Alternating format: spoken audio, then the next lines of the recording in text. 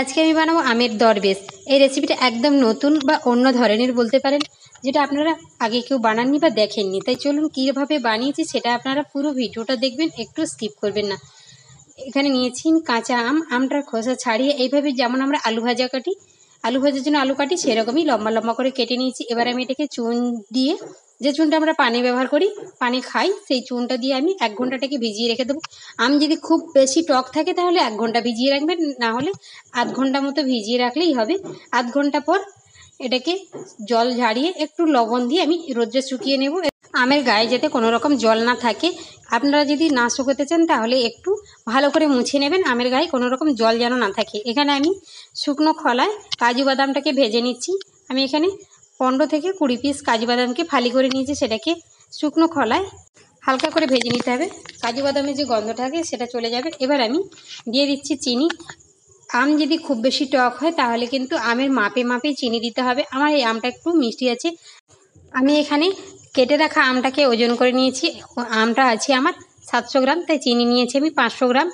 আপনারা আমটা যেমন টক হবে সেইভাবেই কিন্তু মিষ্টিটা দেবেন। চিনিটাকে আমি ক্যারামেল তৈরি করব, হালকা ক্যারামেল করব, খুব বেশি গাঢ় ক্যারামেলটা করব না। আমি চিনিটা দিয়েছি, চিনিটা কিন্তু পুরোটা গলিয়ে ক্যারামেল বানাবো না, হাফ গলিয়ে নিয়েছি। এতে যে ক্যারামেলটা হয়েছে এতেই কিন্তু দরবেশের কালারটা দারুণ আসবে। জল কিন্তু খুব বেশি দেওয়া যাবে না। এখানে আমি 500 গ্রাম চিনি নিয়েছি, জল দিয়েছি 300 গ্রাম।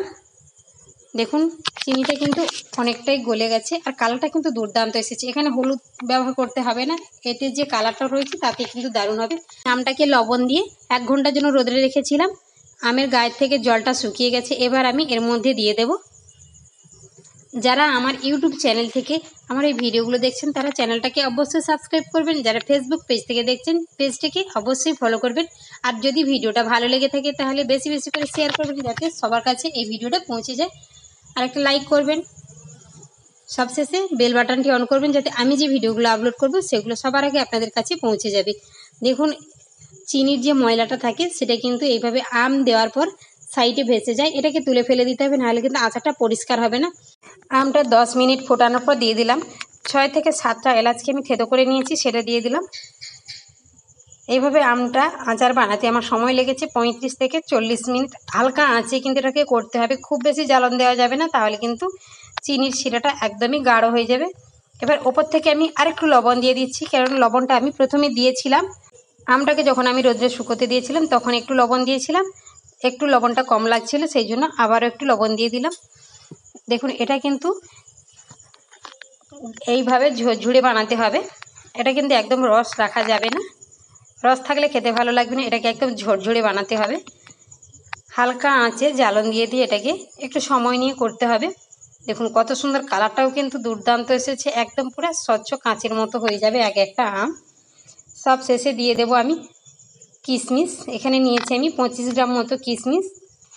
কিশমিশটাকে দিয়ে 1 মিনিট নেড়ে নিলাম। এবার দিয়ে দেবো ভেজে রাখা কাজু আর চীনাবাদাম। চীনাবাদামটা কিন্তু আমি ভাজাই দিয়েছি, আপনারা কাঁচা বাদাম থাকলে সেটাকে ভেজে দিয়ে দেবেন। এবার চীনাবাদাম আর কাজু বাদাম সব কিছু দিয়ে ভালো করে 1 থেকে 2 মিনিট নাড়াচাড়া করবেন। যখন এই কাজু কিশমিশটা দেবেন আঁচটাকে একদমই লোতে রাখতে হবে, একটু মিডিয়ামও দেওয়া যাবে না, একদম লো। দেখুন আমি আঁচটা বন্ধ করে দিয়েছি। 2 মিনিট পর এটাকে আবার নামিয়ে ঠান্ডা করে দেখাবো আপনাদের কেমন হয়েছে। দেখুন একটু রস নেই, ঝরঝরে হয়ে গেছে। এটা দেখতেও যেরকম, খেতেও দুর্দান্ত লাগে। দেখা হবে আবারও কোনো দিন, আবারও কোনো নতুন রেসিপি নিয়ে। আপনারা যদি অন্য কোনো ধরনের রেসিপি দেখতে চান তাহলে কমেন্ট করে জানাবেন, আমি চেষ্টা করব সেরকম রেসিপি দেওয়ার জন্য। দেখুন কত সুন্দর লাগছে দেখতে। এটাকে ঠান্ডা করে বয়ামে ভরে রেখে দেবেন, অনেক দিন ভালো থাকবে। যখন সবাই মিলে গল্প করবেন এইভাবে নিয়ে আড্ডা মারতে মারতে, এই আচারটা কিন্তু খেতে দারুণ লাগে। আমার তো ভালো লাগে। কার কার আচার খেতে ভালো লাগে একবার কমেন্ট করে জানাবেন। দেখা হবে পরের ভিডিওতে, ততক্ষণ ভালো থাকুন।